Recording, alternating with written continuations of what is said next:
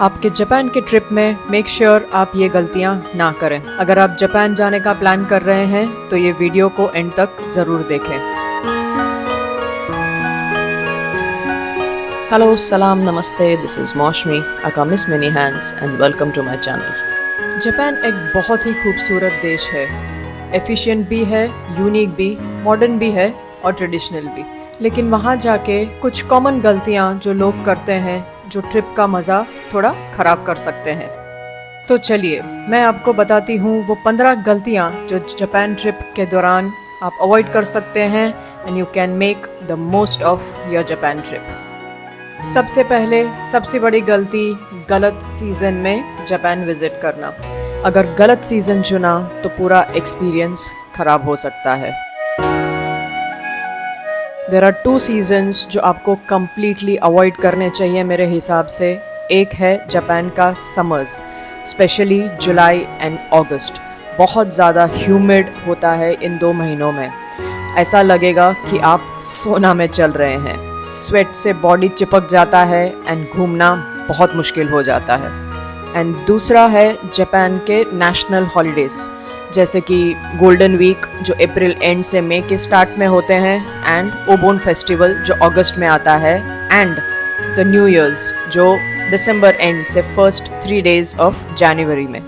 Ideally you should avoid these times because इस time पे Japan के लोग खुद वेकेशन पे निकलते हैं। इस टाइम पर सब कुछ महंगा होता है, ट्रेन्स फुल होती हैं, ऑल द टूरिस्ट स्पॉट्स में भी भीड़ ही भीड़ होती है।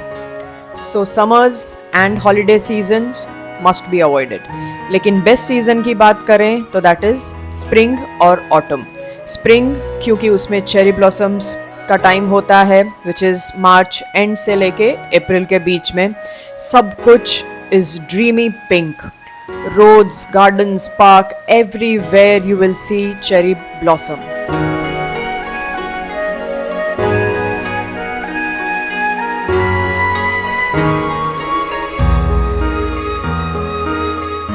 एंड दूसरा टाइम है ऑटम, यानी अक्टूबर से लेके नवंबर बिगिनिंग तक। इस टाइम पे you will see the entire of Japan covered with beautiful yellow and golden leaves. ये दोनों टाइम में the weather is very very pleasant and you can also capture some beautiful memories. So Japan की trip plan करने से पहले season ज़रूर check कर लेना, क्योंकि टाइम सही तो मोमेंट सही। Second, taking the wrong pair of shoes and clothes. Yes, style and comfort दोनों ज़रूरी है। जापान को एक्सप्लोर करने में बहुत चलना पड़ता है, ऑलमोस्ट 22,000 स्टेप्स पर डे, क्योंकि टोक्यो, क्योटो जैसे बड़े शहरों में भी गाड़ी का यूज़ बहुत कम है। स्टेशंस भी बड़े हैं, so you have to walk a lot everywhere. Also Japan में आपको कई जगह जूते उतारने पड़ेंगे, ना सिर्फ टेम्पल्स और श्राइन्स में। देयर आर मेनी रेस्टोरेंट्स जहाँ पे you will have to remove your shoes. So ऐसे जूते सिलेक्ट करें जो आसानी से उतारे एंड पहने जा सके। स्लिप ऑन्स या स्नीकर्स बेस्ट। इसीलिए स्टाइल एंड कंफर्ट को बैलेंस करें। Clothing wise just an heads up, Japan में ड्रेसिंग सेंस का कल्चर रिस्पेक्ट का पार्ट होता है। वहाँ लोग जनरली बहुत अच्छे से ड्रेसअप होते हैं, इवन इन डेली लाइफ। अगर आप बाहर घूम रहे हो वेरी कैजुअली या लाउड कपड़ों में, then you might feel a little off place. यहाँ पे लोग शॉर्ट्स एंड फ्लिप फ्लॉप्स सिर्फ बीच पर पहनते हैं।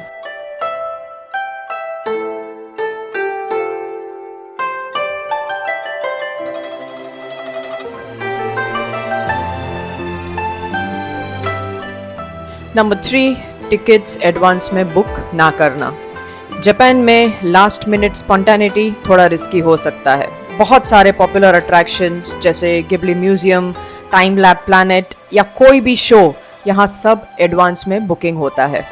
यहाँ last minute walking and getting tickets not a popular concept. So अगर आप बिना बुकिंग पहुँच जाएं तो शायद एंट्री ना मिले। And of course you don't want to miss and be disappointed. ना सिर्फ अट्रैक्शंस, वहाँ पे कई बड़े रेस्टोरेंट्स हैं where you need to book in advance. In fact, few famous places months in advance booking हो जाती है।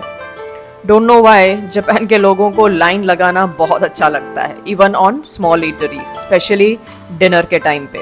इसीलिए बेटर है पहले से ही रिसर्च करके टिकट्स बुक कर लें from there official websites.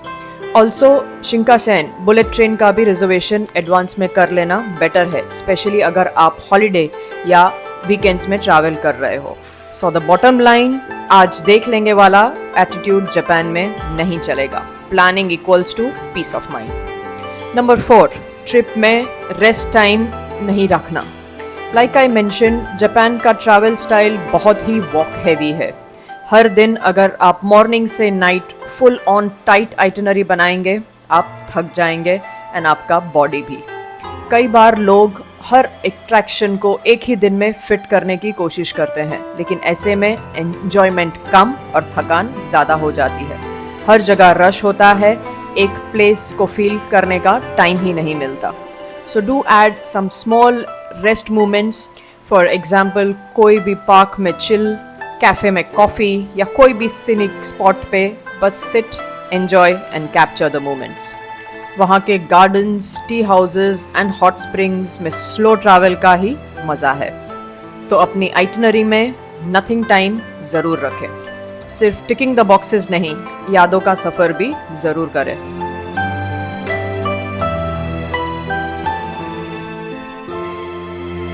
Number 5, hotel rooms बड़े एक्सपेक्ट करना। अगर आप जापान के होटल रूम्स को यूरोप या इंडिया की साइज से कंपेयर करेंगे, believe me, you are in for a surprise. क्योंकि यहाँ रूम्स बहुत ही कॉम्पैक्ट होते हैं, स्पेशली इन सिटीज़ जैसे टोक्यो, ओसाका या क्योटो। होटल्स में you will only get basic space, bed, थोड़ा वॉकिंग एरिया और एक कॉम्पैक्ट बाथरूम। ज़्यादा लगेज ले जाएंगे तो रूम में चलने की भी जगह नहीं मिलेगी। मैनी होटल्स में बेड्स भी बहुत छोटे होते हैं, स्पेशली अगर आप फैमिली के साथ ट्रैवल कर रहे हो। एंड ये जापान में बहुत नॉर्मल है। आप कोई भी होटल या बिजनेस होटल देखेंगे, it's very clean, convenient, budget friendly, बस जगह थोड़ी कम होती है। So keep this in mind when you are booking a hotel in Japan, and room के डायमेंशंस ज़रूर चेक कर लेना। नंबर 6, ट्रांसलेटर साथ नहीं रखना। जापान में लोग बहुत ही पोलाइट हैं, लेकिन इंग्लिश फ्लुएंटली नहीं बोल पाते। स्पेशली अगर आप बड़े सिटीज़ के बाहर जाते हो या कंट्री साइड और छोटे टाउन्स में, वहाँ लैंग्वेज बैरियर क्लियरली फील होता है। ट्रेन अनाउंसमेंट, साइन बोर्ड्स और एयरपोर्ट पे इंग्लिश होता है, बट लोकल शॉप्स, रेस्टोरेंट्स या समटाइम्स टैक्सी ड्राइवर्स के साथ बात करने के लिए it becomes a little tricky. कभी कभी मेनू भी सिर्फ जापानीज में होता है इन सम रेस्टोरेंट्स। इसीलिए it is always better to have a translator app. When I had gone, मैं गूगल ट्रांसलेट का कैमरा फीचर यूज़ करती थी। बस मेनू पे पॉइंट करो और इंग्लिश में ट्रांसलेशन मिल जाता है, क्विक, ईजी एंड कन्वीनियंट। और हाँ, अगर आप रोमिंग एक्टिवेट नहीं करा रहे तो don't forget to download the offline translation feature, so that when you are not in wifi तब भी आप ट्रांसलेशन को यूज़ कर पाएँ। कुछ बेसिक जापानीज़ वर्ड्स या फ्रेजेस याद करना भी क्वाइट हेल्पफुल होता है, जैसे कि एरिगातो यानी थैंक यू, सुइमासेन एक्सक्यूज मी, और सबसे इम्पॉर्टेंट एगो हानासेमासु का, जिसका मतलब है do you speak English. So English से सर्वाइव तो कर लोगे, बट ट्रांसलेटर ऐप से कॉन्फिडेंस और कंफर्ट दोनों ही रहेगा। नंबर 7, बहुत ही बड़े ग्रुप में ट्रैवल करना। जापान में बड़े ग्रुप के साथ ट्रैवल करना समटाइम्स प्रॉब्लमेटिक हो सकता है, for some very obvious reasons, क्योंकि यहाँ जगह स्पेस का लिमिटेशन है। रेस्टोरेंट्स में टेबल्स छोटी हैं, ट्रेन्स क्राउडेड हैं और कई जगह लोगों की लंबी लाइनें होती हैं। So when you are a group of से 8 से 10 लोग, तो हर डिसीजन स्लो हो जाता है। कहाँ जाना है, कहाँ खाना है, कौन लेट हो गया, ये सब कोऑर्डिनेट करना बहुत स्ट्रेसफुल हो जाता है, क्योंकि जापान में लोग लिटरली घड़ी की नोक पे चलते हैं। छोटा ग्रुप ज़्यादा फ्लेक्सिबल हो जाता है, पब्लिक ट्रांसपोर्ट यूज़ करना इजी है, लोकल रेस्टोरेंट्स में सीट मिलना और स्पॉन्टेनियस प्लान्स बनाना पॉसिबल है। एंड जापान में हर चीज़ ऑर्डरली और बहुत ही क्वाइटली होती है। तो जब आप लार्ज ग्रुप्स में हैं and if you become loud, locals बहुत अनकंफर्टेबल फील करते हैं। On my trip, I even saw that local trains में लोग एक दूसरे से बात भी नहीं करते. You are not even supposed to talk on the phone. अगर आप जोर से फ़ोन पर भी बात करेंगे तो you will see people angry staring at you. So अगर आप फैमिली या फ्रेंड्स के साथ बड़े ग्रुप में जा रहे हैं, please take a note of this. Number 8, public transport का प्रॉपर प्लानिंग नहीं करना. जापान का पब्लिक ट्रांसपोर्ट वर्ल्ड क्लास है, लेकिन पहली बार जाने वाले लोगों के लिए थोड़ा कंफ्यूजिंग हो सकता है. मेट्रो मैप्स कॉम्प्लेक्स लगते हैं, मल्टीपल ट्रेन कंपनीज हैं और प्लेटफॉर्म पे भी थोड़ा ओरिएंटेशन अलग लगता है. मेक श्योर आप गूगल मैप्स डाउनलोड करें, which will give you the exact platform number, train का टाइमिंग्स एंड कॉस्ट सब एक्यूरेटली दिखा देगा. टोक्यो एंड ओसाका के अंदर भी मल्टीपल रेल लाइंस हैं, JR मेट्रो, प्राइवेट लाइंस, हर स्टेशन एक छोटा एयरपोर्ट ही लगता है. तो टाइम एंड रूट्स का प्लानिंग भी ज़रूर करें. वहाँ पे कई IC कार्ड्स भी मिलते हैं जो ट्रेन, मेट्रो, बस और कन्वीनियंस स्टोर पे टैप करके पेमेंट कर सकते हैं. So do check about those cards, it is very convenient क्योंकि हर बार टिकट लेने का झंझट ही ख़त्म. सो पब्लिक ट्रांसपोर्ट का सही यूज़ होगा तो ट्रिप बजट फ्रेंडली, कन्वीनियंट और टाइम एफिशिएंट सब बना रहेगा. नंबर 9, माउंट फूजी देखने के लिए सिर्फ एक दिन रखना रिस्की है. सो जापान की ट्रिप पे माउंट फूजी देखना हर टूरिस्ट का ड्रीम होता है. लोग यूजुअली माउंट फूजी देखने के लिए एक दिन रखते हैं, बट रियलिटी थोड़ा डिफरेंट हो सकता है क्योंकि माउंट फूजी देखना बहुत ही वेदर डिपेंडेंट है. अगर क्लाउडी डे हुआ तो पूरा माउंटेन फॉग में छुप जाता है. You will reach all the way to the view point, लेकिन मिलेगा सिर्फ disappointment. So if you really want to enjoy the view of Fuji then at least 2 या 3 दिन का विंडो रखें. फूजी के आसपास there are beautiful scenic towns, वहाँ पे अपना स्टे बुक करें. वहाँ से आपको डिफरेंट एंगल्स से फूजी दिखने के चांसेस ज़्यादा हो जाते हैं. और अगर एक दिन क्लाउडी भी हुआ देन दूसरे दिन स्काई क्लियर मिल सकता है. एडेड टिप, ये टाउन्स खुद भी बहुत ब्यूटीफुल हैं. लेक्स, हॉट स्प्रिंग्स और लोकल जापानीज चार्म. आप माउंट फूजी के साथ इन लोकल जापानीज टाउन्स को भी एक्सपीरियंस कर सकते हैं. सो एक दिन में माउंट फूजी टिक करने का प्लान मत बनाओ, पेशेंस रखो और नेचर के मूड के हिसाब से चलो.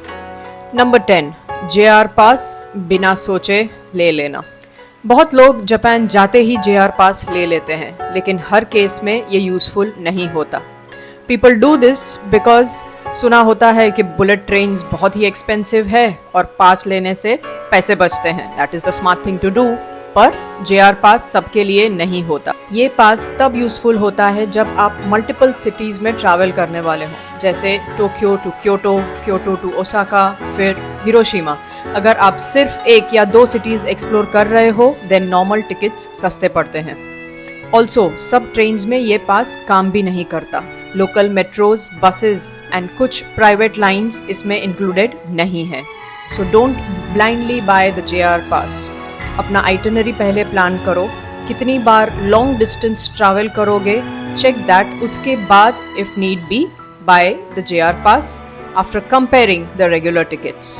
एक और बात, JR पास अब ऑनलाइन मिलता है और स्पेसिफिक स्टार्ट डेट चूज करना पड़ता है. So make sure you know which day you are going to start your train travel. So smart traveller तो बनो, लेकिन समझ के रीजंस के साथ. नंबर 11, ट्रिप के टाइम अपने मील्स प्लान नहीं करना. जापान में खाने का अलग लेवल का एक्सपीरियंस है, लेकिन अगर आप प्लानिंग नहीं करते तो बिलीव मी भूखे भी सो सकते हो, क्योंकि वहाँ काफ़ी रेस्टोरेंट्स 7-8 बजे रात तक बंद हो जाते हैं, स्पेशली छोटी सिटीज़ या नॉन टूरिस्टी एरियाज़ में. और अगर आपने कोई फेमस रेस्टोरेंट चुना है तो एडवांस रिजर्वेशन चाहिए और you have to wait in a long waiting line. So I remember मेरे पहले दिन आई लेफ्ट फॉर डिनर 8 बजे और जब पहुँचे तब तक सब बंद हो चुका था. And most of the restaurants last order ले रहे थे एंड टेबल मिलने के भी कोई चांसेस नहीं थे. इसीलिए मील्स को भी अपनी डेली आइटनरी का पार्ट बनाओ. सुबह ही डिसाइड कर लो लंच डिनर कहाँ लेना है एंड टाइमिंग अकॉर्डिंगली सेट करो. At some places you will also find ticket vending machines. पहले टिकट लो फिर ऑर्डर मिलेगा. एक प्रो टिप, कन्वीनियंस स्टोर्स जैसे 7-Eleven, फैमिली मार्ट या लैसन हर जगह दिखेंगे। वहाँ ready food fresh, tasty and affordable होता है, इमरजेंसी के लिए परफेक्ट। सो खाने के लिए जापान में स्पॉन्टेनियस नहीं, प्लानिंग ही सही। नंबर 12, वेजिटेरियन या वीगन बिना प्रिपरेशन के जाना। जापान में वेजिटेरियन या वीगन फूड का कंसेप्ट थोड़ा डिफरेंट है। वहाँ फिश ब्रॉथ को यूज़ बहुत ही कॉमनली किया जाता है, इवन वेजी लुकिंग डिशेस में भी। सो अगर आप वेजिटेरियन हो एंड वेज करी ऑर्डर कर रहे हो तो देयर आर चांसेस उसमें फिश स्टॉक हो सकता है। नो मीट का मतलब है no pork no beef, but fish और सी फूड इंक्लूडेड रहता है। इवन वीगन का कंसेप्ट अभी बहुत नया है, क्योंकि मिल्क, एग, मेयो सबका बहुत ही कॉमन यूज़ होता है। इसीलिए if you are a strict veg or vegan, please prepare in advance if you go to Japan. So when you go to any restaurant or food joint, आपको लिख के उनको समझाना होगा that I am a vegetarian, no meat, no fish, no egg. ये चीज़ आप अपने ट्रांसलेटर ऐप में भी कर सकते हैं। बड़े शहरों में जैसे टोक्यो, ओसाका या क्योटो में इंडियन रेस्टोरेंट्स मिल जाते हैं, प्लस बुद्धिस्ट टेम्पल्स में भी वेज फूड मिलता है। I am a vegetarian myself, so मैंने बहुत सारे ready to eat food packets carry किए थे ट्रिप पे। सो ऑप्शंस हैं, बट उसके लिए रिसर्च और प्लानिंग करनी होगी। बिना तैयारी के जाना मतलब you have to survive on French fries. Number 13, enough cash नहीं रखना। जापान मॉडर्न है, टेक सेवी है, लेकिन सरप्राइजिंगली अभी भी कैश बेस्ड है। बहुत सारे लोकल रेस्टोरेंट, शॉप्स, टेम्पल्स सिर्फ कैश लेते हैं, कोई कार्ड स्वाइप या कोई भी यूपीआई नहीं चलता है। So don't rely completely on credit card payments, as Japan में एटीएम्स भी हर जगह नहीं मिलते, प्लस इंटरनेशनल कार्ड्स भी एक्सेप्ट बहुत जगह पे नहीं होते। इफ़ यू वांट, अराइवल के बाद एयरपोर्ट पे एटीएम से you can withdraw some cash or you can carry your international forex card. एक कल्चरल टिप देना जापान में रूड माना जाता है। यस, वहाँ सर्विस का पार्ट प्राइस में इंक्लूडेड होता है। So if you leave cash on the table as tip, the staff will come back running, ये समझ के कि आप अपने पैसे भूल गए हैं। एंड पेमेंट भी हाथ में नहीं देते हैं, कॉइन ट्रेज होती हैं जिसमें you have to keep your payment. तो कैश रेडी रहो और जापानी स्टाइल में पे करो, respectfully and smoothly. Number 14, suitcase एकदम फुल ले जाना।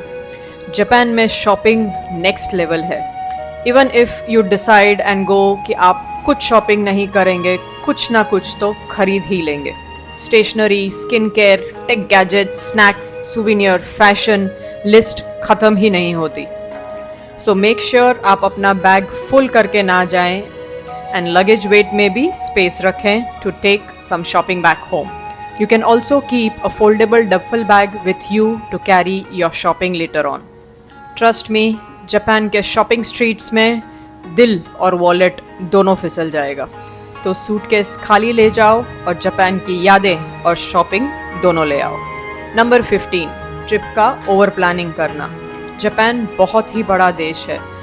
कई लोग सोचते हैं कि एक ही ट्रिप में पूरा जापान देख लेंगे। So they make a tight packed itinerary from breakfast to dinner. Sightseeing का मतलब हो जाता है ticking the boxes. This over planning can be very exhausting. Japan का असली चार्म उसको slowly, subtly and peaceful vibe में है। चाहे वो temples हो या कोई local street या garden या a simple train ride. So every 2 घंटे में if you are at a new location, the only thing you will be doing is clicking photos, लेकिन memories नहीं बना पाएंगे। So every day 2 या maximum 3 की activities plan करो। In between you can leave some free time where you can just sit, relax, enjoy and soak Japan. और Japan में सब कुछ on time होता है, but being humans you can get stuck in traffic, थकान हो सकती है, मूड चेंज हो सकता है या वेदर भी ख़राब हो सकती है। So keep space for errors. So over packing और ओवर प्लानिंग दोनों को दूर रखें। सो जापान की ट्रिप को स्लो करो और फील भी करो।